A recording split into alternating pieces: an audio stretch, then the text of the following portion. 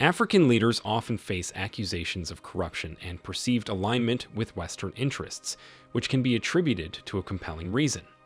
These leaders find themselves in a delicate position, driven by concerns about their personal safety and the stability of their nations. Their actions, seeking powerful nations' support, stem from a desire for protection against the risk of coups or threats. However, this quest for security sometimes comes at a cost. Western powers, in exchange for backing, may expect these leaders to prioritize external interests over serving their own people or their nation's best interests. Former French President Jacques Chirac's declaration in March 2008 rings with a sobering truth. France's significance could diminish to that of a third-tier power without Africa. Chirac's predecessor, François Mitterrand, foresaw this perspective as far back as 1957 when he prophesied, "The absence of Africa could render France's historical narrative incomplete in the 21st century." Under a binding colonial pact enforced by France, 14 African nations find themselves compelled to deposit a staggering 50% of their foreign reserves into the French central bank, all under the control of the French Minister of Finance. Astonishingly, as of 2014, Togo and approximately 13 other African countries continue to shoulder the burden of colonial debt payments to France. The repercussions of dissent are grim. Leaders who dare to resist face dire consequences, often falling victim to assassination or facing destabilizing coups.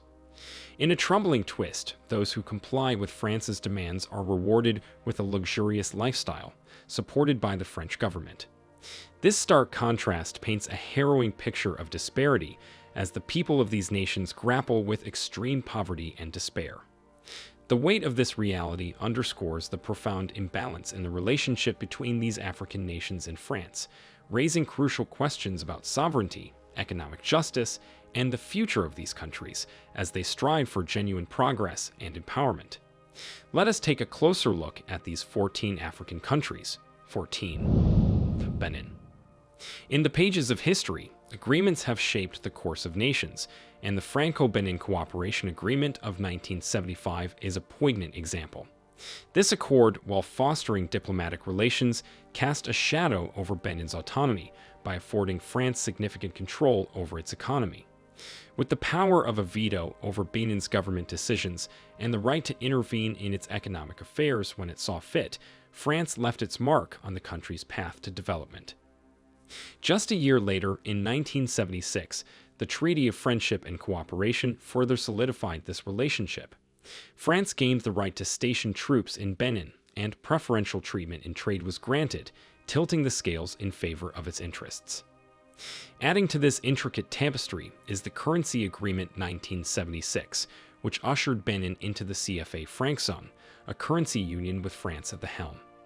A pivotal but controversial aspect of this agreement demands Benin to deposit 50% of its foreign exchange reserves with the French Treasury, funds utilized to support France's own budgetary needs. 13. Burkina Faso. Some of the worst agreements that France signed with Burkina Faso include the Franco-Burkinabe Cooperation Agreement of 1961, the Treaty of Friendship and Cooperation between Burkina Faso and France of 1966, and the Currency Agreement between Burkina Faso and France of 1967.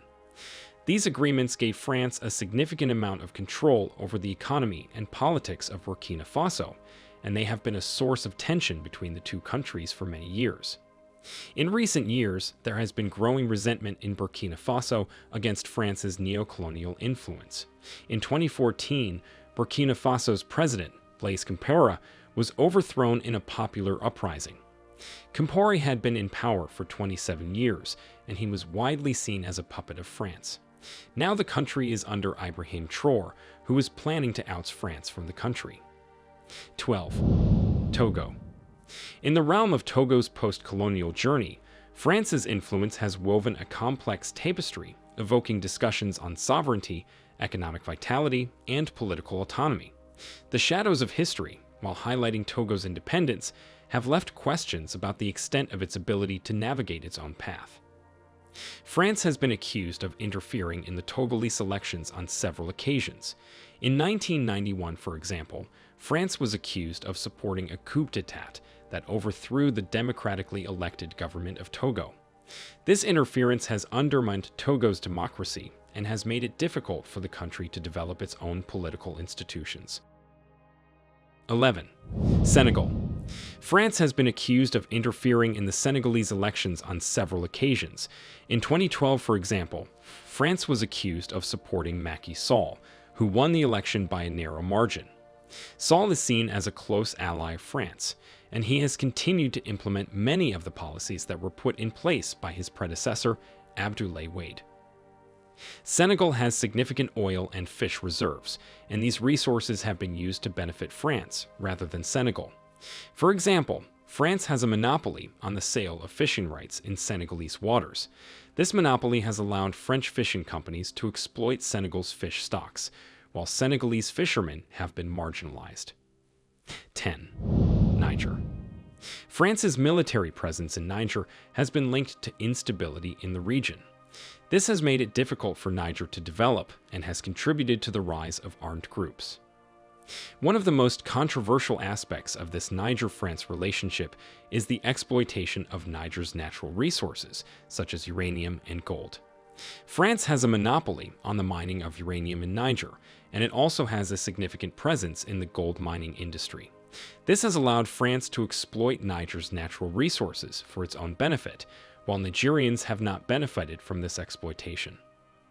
For example, France has not paid Niger any royalties for the uranium that it has mined in the country. This has cost Niger billions of dollars in lost revenue. In addition, the mining of uranium has had a number of negative environmental impacts on Niger, including water pollution and the displacement of communities. But recently, Niger has risen against France, deposed the leader they believed was put in place by France, so they could use him as a puppet, and the military took over. Not only that, they also banned the export of uranium to France. 9. Mali. In recent years, there has been growing anger in Mali about the detrimental agreements that France has signed with the country. In 2020, there were protests against the French government and French companies operating in Mali. These protests were met with a violent crackdown by the Malian government. Under the terms of the CFA franc agreement, Mali is also required to pay a colonial tax to France. France uses this tax to finance its own budget, and it is not available for investment in Mali. This tax has further hampered Mali's economic development. Mali's military government has also asked France to leave the country, and they are asking Russia to help them do that. 8. Cameroon. France's historical relationship with Cameroon has been marked by exploitation and unequal terms, even after Cameroon gained independence. France has profited from Cameroon's valuable natural resources, including oil, minerals, and timber, often at the expense of fair compensation and development opportunities for the Cameroonian people. The use of the CFA franc currency, controlled by the French treasury, has maintained economic ties that limit Cameroon's monetary autonomy. Additionally, trade imbalances have skewed in favor of France, exacerbating Cameroon's challenges in achieving self-sustaining growth. Political interference from France has further complicated matters, impacting Cameroon's sovereignty and self-governance. Raising awareness about this exploitation is crucial, as it highlights the need for fair, respectful, and mutually beneficial relationships between nations, promoting true development and equality. 7. Ivory Coast. France's historical influence has perpetuated economic dependency, primarily through the continued use of the CFA franc currency. This currency arrangement, controlled by the French treasury, limits Ivory Coast's monetary policy independence, hampering its ability to make crucial economic decisions. Furthermore, France has maintained a strong presence in Ivory Coast's cocoa industry, one of the country's major exports. This presence has often led to imbalanced trade practices, where Ivory Coast doesn't receive fair value for its resources.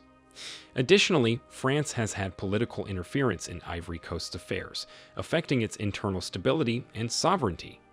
These exploitative practices underscore the importance of revisiting the terms of the relationship between nations to ensure fairness, self-sufficiency, and sustainable development for countries like Ivory Coast. 6. Chad. France's historical relationship with Chad has been a topic of concern, with allegations of exploitation and negative agreements that have impacted the country's development. One significant area of contention has been the presence of French military forces in Chad. While there have been instances where French military intervention provided stability, critics argue that these interventions, at times, did not prioritize the long-term interests of Chad, but rather served France's strategic goals in the region. Additionally, trade agreements, including those related to natural resources, have raised questions about equitable terms.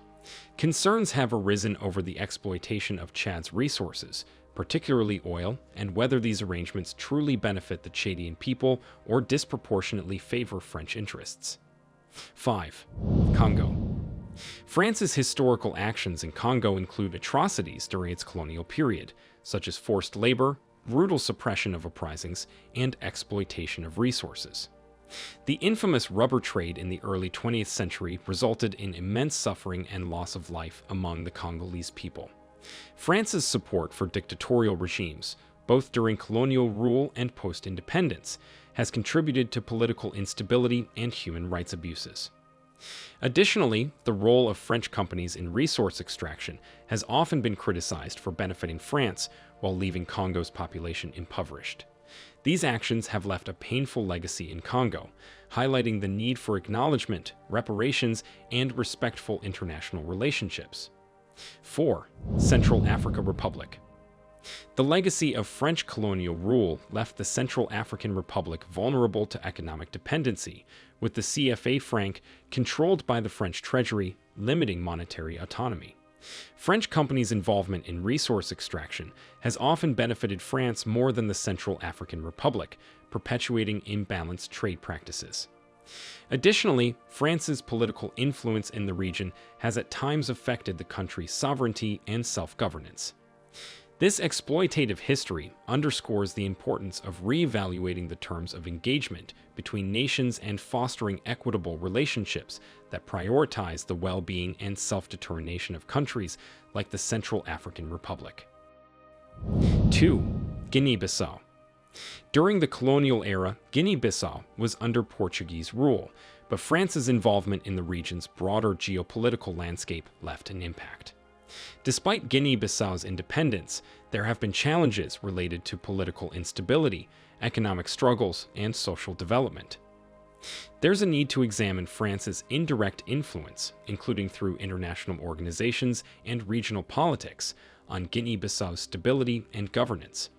Moreover, the exploitation of resources and the potential impact on local communities and the environment need careful consideration.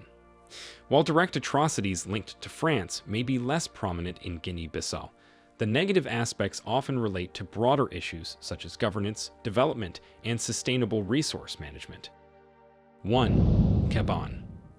One significant area of contention has been the historical support provided by France to certain Gabonese leaders, which has at times been perceived as favoring French interests over democratic principles. Gabon is rich in natural resources, including oil, and questions have arisen about the equitable distribution of the benefits from these resources. The presence of French companies in the oil sector and other industries has raised concerns about transparency, environmental impacts, and whether Gabon truly benefits from these partnerships. Furthermore, some critics have raised issues regarding the transparency of financial transactions and how they may have impacted Gabon's economy. It's crucial to ensure that financial agreements are not detrimental to the long-term growth and stability of Gabon.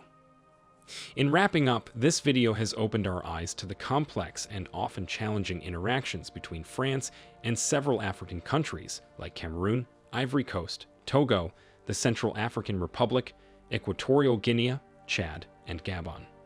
It's like peeking into the past and present struggles faced by these nations, revealing concerns about exploitation, questionable agreements, and the profound impact on their sense of sovereignty, growth, and overall well-being.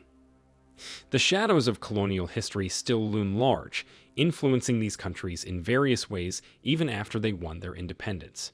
The agreements discussed, such as the CFA franc, military cooperation, and resource deals, have raised eyebrows about fairness, transparency, and how much they genuinely help the local people. While we understand that France's interactions with these countries involve a wide spectrum of diplomacy, economic partnerships, and shared histories, the core principle remains. These relationships must first and foremost consider the interests of the African nations. Fair, respectful, and mutually beneficial interactions should be the foundation. The stories we've heard today emphasize the need for transparent trade practices, sustainable resource management, democratic support, and the protection of human rights. France and other global players have an essential role in addressing the issues highlighted here, ensuring that these countries can chart their paths toward genuine development, sovereignty, and self-determination.